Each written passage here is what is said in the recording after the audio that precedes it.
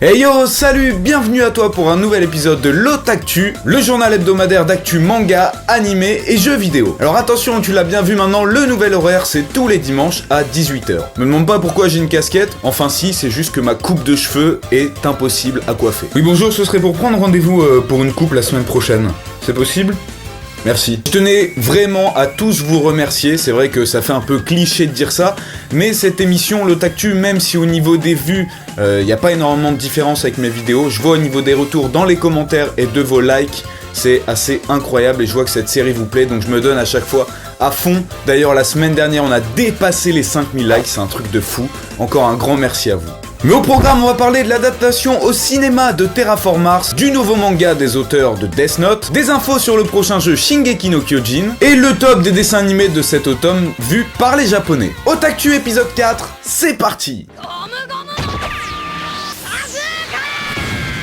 Encore une fois, la licence Terraform Mars va faire parler d'elle. Après l'annonce d'un spin-off par Boichi, le mangaka de Sunken Rock, on apprend que Terraform Mars aura le droit à un film live. Le film sortira le 29 avril 2016 au Japon et sera l'adaptation du premier arc du manga, l'expédition Bug 2. Alors franchement, je vous cache pas que quand j'ai vu le trailer, j'ai eu un petit peu peur, surtout quand on voit ce que ça a donné le dernier film, Shingeki no Kyojin. Cependant, les cafards sont plutôt bien faits, et on sait que c'est Takashi Miike, le réalisateur de Crow Zero, qui sera aux commandes de ce film.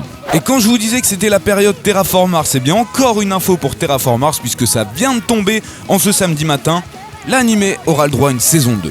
Intitulé Terraform Mars Revenge, le premier épisode est prévu pour l'avril 2016 au Japon et en France. A noter, ce qui est assez important, c'est que ce sera un nouveau staff d'animation qui est en charge de cette seconde saison. Quand on a vu le flop qu'a fait la première saison et les réclamations des fans, c'est un petit peu compréhensible. Les premières images de Platinum End, le nouveau manga de Tsugumi Ohba et Takeshi Obata, les auteurs de Death Note, qui sera un manga de type shonen fantastique mystère qui débutera le 4 novembre 2015 dans le magazine mensuel Jump SQ. L'histoire est très simple, on retrouve un ange nommé Nacha qui a la possibilité de choisir un humain qui recevra le pouvoir de vie ou de mort sur tous les autres humains pendant 999 jours. Elle va choisir un lycéen désespéré du nom de Mirai. Mais arrivera-t-il à rester juste et faire les bons choix ou perd totalement le contrôle de sa nouvelle puissance ? Normalement, ce scénario devrait vous rappeler celui de Death Note. D'ailleurs, Mirai ressemble étrangement à elle. Dites-moi ce que vous en pensez. Alors, vous savez bien que toutes les semaines, je vous annonce un spin-off, n'est-ce pas ? Or, ceux qui ont reconnu l'opening juste derrière, eh bien oui, en effet, un nouveau spin-off est annoncé pour Fairy Tail. Ce spin-off s'appellera Fairy Tail Gaiden Road Knight et traitera du passé de Gajeel.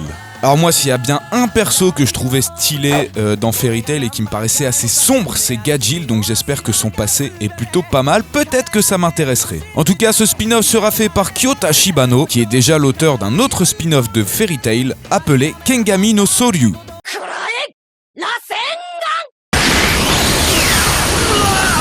Place maintenant aux nouvelles infos sur le jeu Shingeki no Kyojin qui sortira l'année prochaine sur PlayStation 4, PlayStation 3 et PS Vita. Première chose que l'on apprend, c'est lors des combats, il y aura une partie stratégique puisque les lames de vos armes vont s'user petit à petit et il faudra les remplacer. Autre chose importante, c'est que le gaz de vos machines 3D, là je sais plus comment ça s'appelle, sera limité et donc vous en aurez pas à l'infini. Il faudra donc faire très attention à ces deux ressources, bien qu'il sera possible de changer ces lames et de faire un petit plein de gaz, mais avec la monnaie du jeu. Toute une flopée de nouveaux personnages a été confirmée, mais je vais pas tout vous dire parce qu'il y en est pour longtemps, mais bon, il y a Mikasa, Armin, Jean, Sacha, Connie, Marco, etc., etc. On apprend aussi qu'il y aura plusieurs types de titans à combattre, qui auront chacun leur personnalité, et donc adapter son style de combat contre chacun d'entre eux. On apprend qu'il y aura aussi un mode entraînement pour pouvoir s'entraîner à manœuvrer son 3D, son équipement 3D, tridimensionnel, voilà. Le mode histoire reprendra celui de l'anime qui était sorti en 2013, avec des petites cutscenes qui, ma foi, ont l'air pas mal du tout. Et on apprend aussi que le jeu ne vous permettra pas uniquement de vous battre contre des titans, mais vous aurez aussi du temps libre, pour pouvoir aller par exemple discuter avec d'autres personnes du bataillon, et vous pourrez voyager librement autour des villes et des casernes pour développer vos nouvelles armes et récolter des informations pour la prochaine bataille. Le jeu pour le moment a l'air vraiment extrêmement complet, on attend d'avoir un petit peu plus d'informations. Dites-moi ce que vous en pensez dans les commentaires.